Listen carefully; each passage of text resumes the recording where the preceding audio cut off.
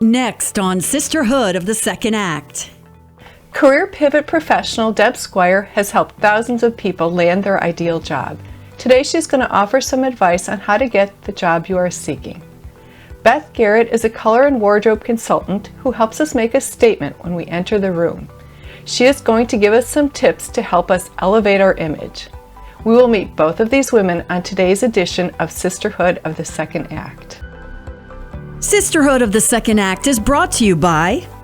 There's more inside the hemp mill than CBD products. There's a community. Stop in for Friday's Coffee Talk to enjoy free hemp coffee and treats. Patent pending products made from hemp for anxiety, pain relief, and organic healthy eating. Cannabinoid products you can trust because the hemp is locally grown, processed, and formulated by us with patent pending formulations. That includes our Pet Calm and dog biscuits. The Hemp Mill, women owned and operated with nutritional offerings, local cards, gifts, jewelry, and trending fashions made by women-owned businesses. TheHempMill.net.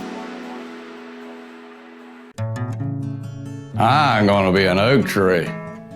I think I'll be a dogwood tree. My kids say they be looking for a thorny tree for me. With Evergreen, you can be a tree. Our biodegradable urn combines your ashes, natural soil additives, and a native tree of your choice. Be a tree and grow for tomorrow. I want to be a tree. Learn more at evergreenmemorialtrust.com. See where a grateful nation remembers its heroes, and where Thomas Jefferson came to relax.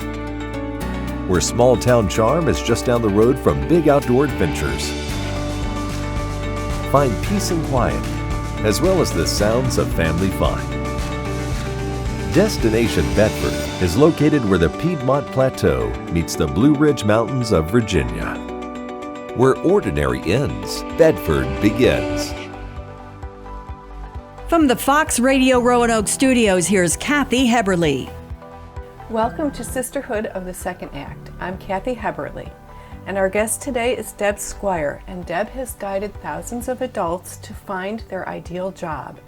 Now more than ever, people have to make pivots in their career. So Deb, tell us a little bit about yourself. My passion is guiding adults to tap into their natural talents and find meaningful work. And natural talents is something that we don't take a look at enough. Meaningful work changes as our world and our life it changes as well. I remember being 5 years old, and my father had a series of jobs that he kept losing, and I remember thinking that, Cal, if my dad could find the right job, everything would be okay. And since then, I have just found all kinds of everything, all the nuances about jobs, careers, and workforce, just fascinating. So much of what we see in jobs and careers, we see like the 20% of it, not the 80% of what it really is. That's so true. So Deb, in this day and age when we have to submit our resumes so often digitally, how do you get someone to take a look at it, and how do you find a job? Well, so it's really interesting that that's the first question that you asked, and it's often the first question that other people ask. However, it needs to be about the 10th step in your strategy of finding your ideal job. If you're randomly throwing resumes into an online job application system, the chances of you getting even a call for an interview are like 1 out of 100. And so you need a better strategy to do that. Today, resumes are different than they have been in the past as well. So resumes have to be able to be skimmed easily by a human eye, as well as go through the applicant tracking system. And the algorithms change on a regular basis, and that's why the reason with the applicant tracking system, which is one of the reasons why things get so confusing to people. So that's the last part of your strategy, not the front end of your strategy. Well, that's very good to know. So tell us then, Deb, how can we get that interview? So how you get the interview? Several things to remember. First of all, it's not what you know or who you know, it's who knows what you know.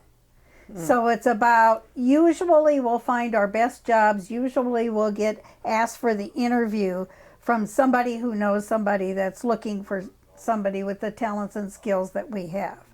So that's one of the first things. And second of all, to always understand in the whole process that it's really not about you, it's about the employer, what the employer needs. Employers don't hire people, they hire people who can solve their problems, who can reduce their pain points. And so in the whole process, be thinking, what can I do to help that employer solve their problems? That makes a lot of sense. And then you say that you can help people create their perfect job. So how do you do that? So there's a number of different things that I do to help people create their jobs. One of my natural talents is being able to connect the dots in a different way than other people do. And with my extensive background in jobs and careers and workforce, I know about all kinds of niches and opportunities that people don't necessarily, wouldn't necessarily know about.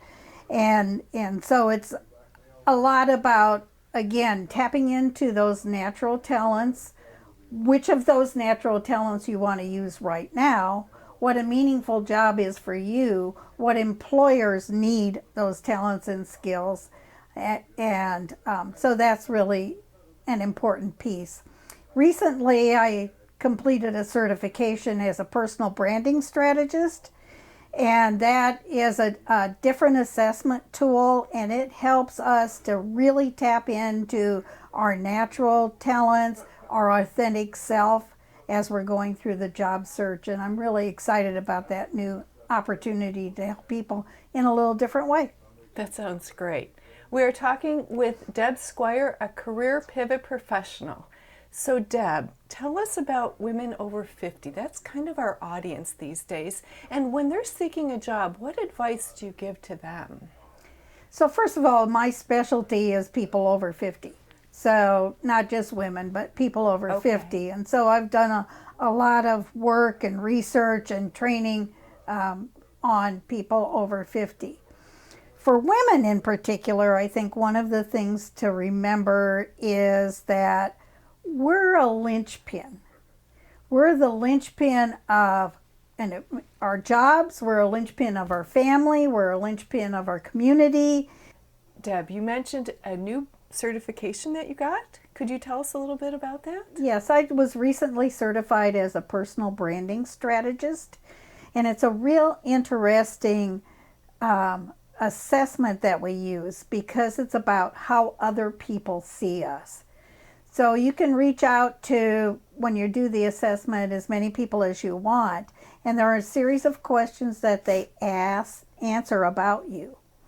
And what's really interesting about it is that other people are really more objective about who we are than we are, because we compare apples and oranges. We compare that time that our hair didn't look right, or that, we didn't have the right color, where other people are seeing us in a big picture mode. And so then you get a report back on you, the authentic you, how other people see you. You evaluate it against how you see you, and then there's a number of coaching questions that we have to help you really identify that. So it's a great way to get some wording, some confirmation of skills and talents. So it sounds like a great tool. So what challenges do women over 50 face when they're seeking another job? So women over 50 have a multiplicity of roles. It's very different when you're over 50 than like when you graduate from high school or college, because then it's just about you. But particularly women have taken on a lot of different roles by the time they're 50 or over 50, and understanding the push and pull of those different roles and how you have to make decisions differently because of that, and which are the priorities. One of the things that women need to understand is that they are the linchpins. They're the linchpins of the family, they're the linchpins of their employers, they're the linchpins of the community and of society. And we don't see ourselves as that, but when you're a linchpin, that means that you have a lot of push and pull. You know, people that'll say, yes, go for it. People that'll say, oh, you can't do that. You're too old, or you don't have any background in that. You know, all those naysayers too. Right.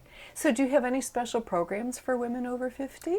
Most of my programs target people over 50, period, so not just women. Okay. And it's the area of expertise that I really love working in, because I think that younger people have lots of resources, low-skilled people have lots of resources, but once we get to that kind of 50 over age group, people think, well, you got it figured out by now, so just, you know, you can figure it out.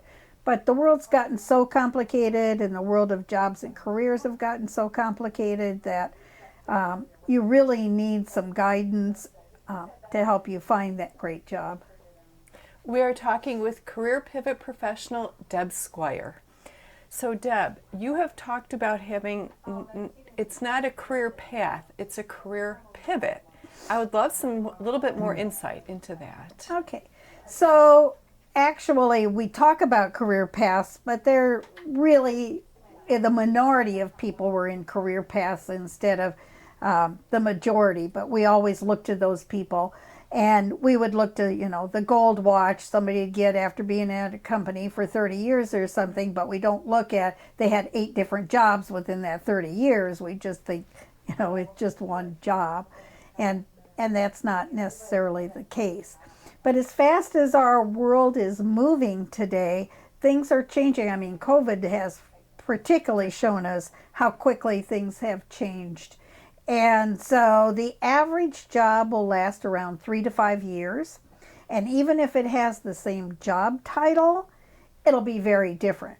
Just think about how you did things 10 years ago and how different they are today.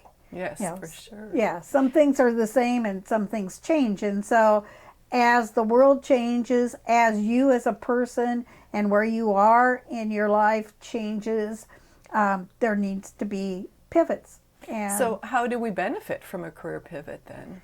so how you benefit from a career pivot is by being able to see how you can add value the most. Okay. And too often we might get stuck in something that no longer fits us, and we'll just, you'll just know. Your gut will tell you when it's time to make a change. So that's how you know when it's time to make a career pivot? Usually it's in our body as much as in our brain. I met a lady once a long time ago who said when she got out of college, she made a decision that if she got up 2 weeks in a row and didn't want to go to her work, it was time to change. And she had some of the most interesting jobs I've ever seen. Well, give us just a couple examples of a career pivot. Okay, so a career pivot may be, one of the clients that I worked with was an occupational therapist, and she was looking to make a pivot, and what we ended up getting her into was helping a construction firm do aging in place. So it's where she was able to go in and say, you know, the outlet needs to be this high for this kind of a person or that low, and putting together that occupational therapy and knowing how people move and need things like outlets with a construction company. She would have never thought to go to a construction company, and the construction company wouldn't have advertised for an occupational therapist, but it was two things that matched. Okay, and then I think for our last question, a lot of people do have to work from home now as a pivot. What are the good and the bad parts of that, and how do they stay focused when they're, nobody around to help them stay on track? So that's one of the things that we've learned a lot about during COVID is being able to work from home. Interestingly, in our field, our studies show that only about 20% of the people want to go back to the office full time. So it's all about making those changes that work for you as far as staying at home. Well, I can't thank you enough. I think you've shared so much and have given people hope that perhaps we're thinking now, what am I going to do? So thank you for being with us today, Deb. Thank you for asking. And we will have all of your contact information available so that if people are looking to make a career pivot at this time of their life, that they can get in touch with you and that you can guide them to something that may be a little bit more suitable and even find something that they really enjoy doing. And that, I think, is a very big thing for women these days especially. We feel like sometimes we have to take a job just to have it, and instead I think you're telling us they can find a job or create a job that they love. Yep. And I love that. So thank you for being with us. And when we come back, Beth Garrett will help us elevate our image and make a great first impression. There's more inside the hemp mill than CBD products. There's a community. Stop in for Friday's Coffee Talk to enjoy free hemp coffee and treats. Patent-pending products made from hemp for anxiety, pain relief, and organic healthy eating. Cannabinoid products you can trust because the hemp is locally grown, processed, and formulated by us with patent-pending formulations. That includes our Pet Calm and dog biscuits. The Hemp Mill, women-owned and operated with nutritional offerings, local cards, gifts, jewelry, and trending fashions made by women-owned businesses. TheHempMill.net. See where a grateful nation remembers its heroes, and where Thomas Jefferson came to relax. Where small town charm is just down the road from big outdoor adventures. Find peace and quiet, as well as the sounds of family fun. Destination Bedford is located where the Piedmont Plateau meets the Blue Ridge Mountains of Virginia. Where ordinary ends, Bedford begins. I'm going to be an oak tree. I think I'll be a dogwood tree. My kids say they be looking for a thorny tree for me. With Evergreen, you can be a tree. Our biodegradable urn combines your ashes, natural soil additives, and a native tree of your choice. Be a tree and grow for tomorrow. I want to be a tree. Learn more at evergreenmemorialtrust.com. Once again, from the Fox Radio Roanoke studio, here's Kathy Heberle. Welcome back to Sisterhood of the Second Act. I'm Kathy Heberle, and we just interviewed Deb Squire, who tells us how to get that job interview.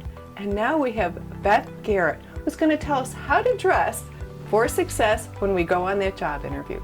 So Beth, tell us a little bit, what advice can you give us when we have a job interview that we need to dress to impress for? Oh, great question, Kathy. So when you go for a job interview, you really need to think about what kind of message you want to send. How do you want that interviewer to perceive you? And believe it or not, there's a lot of psychology around the colors that you wear. So if you want to present yourself as someone who is authoritative, competent, and you know what you're doing, then you need to be wearing a dark color. The key is, are you wearing the right dark color that enhances your appearance? Because not everyone looks good in black or dark gray. So myself, if I was in that situation, I would go with my right shade of navy to be authoritative during an interview.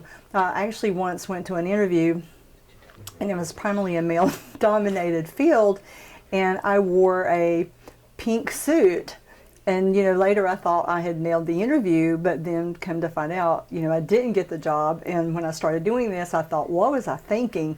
The message was I was sending I'm a girly girl in a male-dominated field, and even though no one may have not overtly thought about that, it's something that the brain picks up on that you don't even realize. So you really want to send the right message. So think about that when you're getting dressed for an interview.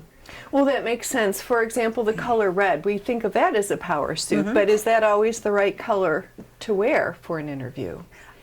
A red suit, I think, is like overkill, but you would, as a female, you probably would want some type of pop of red in what you're wearing, like a scarf or a tank or some kind of accent color with a dark color, because just like a man, red is the power color, and so you need to be wearing your right red lipstick too. And I know that sounds kind of crazy, but that's just like the man's red tie. And the color red is perceived as the boss, that you're energetic, that you can get it done. And a lot of women, though, struggle with the red with lipstick because they're trying to wear the wrong shade. So if you're a very cool tone person, you need to be wearing a red with more blue in it. If you're a warm tone person, you would want a shade that has a little bit more yellow in it. Well, that makes a lot of sense. So changing from job interviews, I believe that you're going to agree, in the last year or so with COVID, even women working from home, we're not getting out as much. A lot of people have started wearing a lot more casual attire. How can we still look good, and what kind of casual attire is appropriate for us these days? You're right. We are experiencing a more relaxed, more casual atmosphere, but you can actually still look put together and look fabulous with a more casual look. You just need to make sure that your outfits are not like pajamas, but you can wear like sweaters or casual tops that look very nice. But you want your colors to be good so that it flatters your appearance. But you need to be paying attention to your grooming also. So even if you're going to dress casually, you need to fix your hair, you need to fix your makeup, and if you're showing your hands, you need to have your nails done, not chipped nails, all over the place. So pay attention to your grooming and to make sure that the colors and the garments flatter your appearance. Excellent. So I'm with Beth Garrett, and I'd like to know, Beth, a little bit about your own personal appearances. What are you doing? Give us some tips from an expert. During this COVID episode, the one thing I did notice is that when you look in the mirror and you don't like what you see, it actually affects how you feel about yourself. Because I know I had several days there where I didn't really bother to get up and put makeup on and just kind of wore sweats and that sort of thing. And it does affect how you perceive yourself. So I personally have made a choice to every morning get up and at least fix my hair and do a little bit of makeup, even if I'm not going anywhere during the day. But I can guarantee you, if you've been sitting home during this pandemic and you've just been lying around eating bonbons, pulling your hair back in a ponytail and laying on the couch with your sweats on, it has affected your mental health. So your appearance affects so many aspects of your life. Most prominently, your confidence, your self-assurance, and even feelings of attractiveness can be affected by your appearance. I totally agree. I have adopted sort of what you did, where I get up, I get dressed, even to shoes, and I do what I call my 5-minute face, compliments of Beth, of putting the colors on that make me feel good. And even just doing that little bit really starts your day off on the right foot.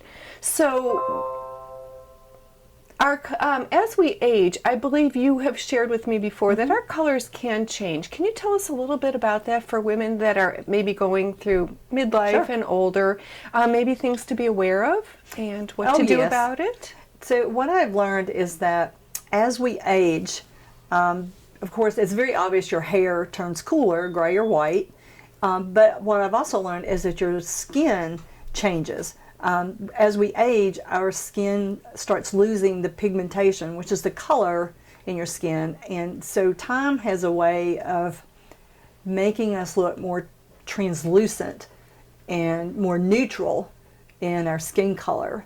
So time fades us and actually pulls us more cool if you don't do anything to counteract that. And most commonly, that would be in relation to your hair.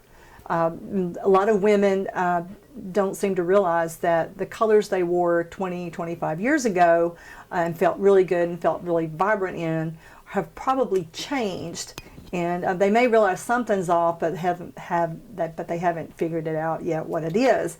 So if your hair has changed color, your skin has changed color, then it's probably time to have a color analysis refresh and find out what the next phase of colors are that's going to enhance your appearance and make you feel good about yourself. I like that, and I find too that even your jewelry, isn't that true, that your jewelry, your accessories will also change? Is that something that you can help the women with? Yes, like your metallics that you wear. Yes. Is even in regard to your, relates to your season. Okay. So if you're deep and cool or light and cool, the silver jewelry is more flattering on your skin tone, and if you are warm, then light and warm or deep and warm, then gold or like bronze or copper is going to look best on your skin tone. So women, before we start spending a lot of money on jewelry and accessories, that it is really good to know your colors, and as you're aging, to get a refresh. I think that's really, really great advice. So the other thing is, as we age and our skin tones change, how does the makeup we wear and the way we dress affect our salary? Because I've heard that there's a connection. Yes, there is some research out there that shows that among women who work, those who wear makeup tend to make about $6,000 a year more than those who don't. And the reason that is so is when you read the article, you find that women who take the time to fix themselves up tend to look more put together and more professional, and they get promoted more often. And of course, cosmetics is part of that process of fixing yourself up. So it's really about fixing yourself up, and the cosmetics is part of that. But those women tend to make more money. And I was actually at a vendor event one day at a business, and I noticed that all the women who came by to see me were dressed very casually for the workplace, and the one person who stopped to actually talk to me and really ask a lot of questions about, and she was very put together and she looked great. Well, she was like the director of the business, so I thought that was kind of interesting that the person in charge, had the more put together look than the other employees. Yes. So I'm with Beth Garrett. She helps us enhance our image with her business, Elevating Your Image. And I have a question about your body shape. Could you help us with that? Sure. Is that something that you can work with? Oh, absolutely. Yes. I also offer a style analysis, and it comes with a customized style book that's specific to your body type and your face shape. And have you ever met someone who looks like $1 million? And when you start dissecting what is it about them that makes them look like $1 million, and what you come up with, well, I can't see anything that stands out that's other than how other people dress, but you're like, man, they look great though. So there are subtle things that you can do that actually enhance your face. And that's when you learn what your face shape is, you will find that there are certain hats, necklines, jewelry, accessories, and patterns that better harmonize with your face shape. And it's kind of like the color thing. You're looking for harmony. Yes. And so what I have found with my face, I have a very long face. I have an oblong face. And so I was trying to wear a short brimmed hat, which I thought made my face look really wide. Well, what I found is that I need a wide brimmed hat that balances my face out. So these are just little subtle things that can improve your appearance. Thank you so much, Beth Garrett, for joining us today and for elevating our image. It's been a pleasure having you. Thank you, Kathy. And we'll be back to wrap up the show. Where there is nothing, artists see something. Where there is silence, they hear a melody. Where there is beauty, they create even greater beauty. In a region known for its beautiful mountain surroundings, our vibrant arts community makes the Allegheny Highlands a more colorful place to live and visit. Our passion for the arts is endless, and it's uniquely Allegheny. Today we met Deb Squire, a career pivot professional who gave us advice on finding the job that we are seeking. And Beth Garrett gave us some great tips for how to elevate our image using color and wardrobe. Join us again next week for another edition of Sisterhood of the Second Act.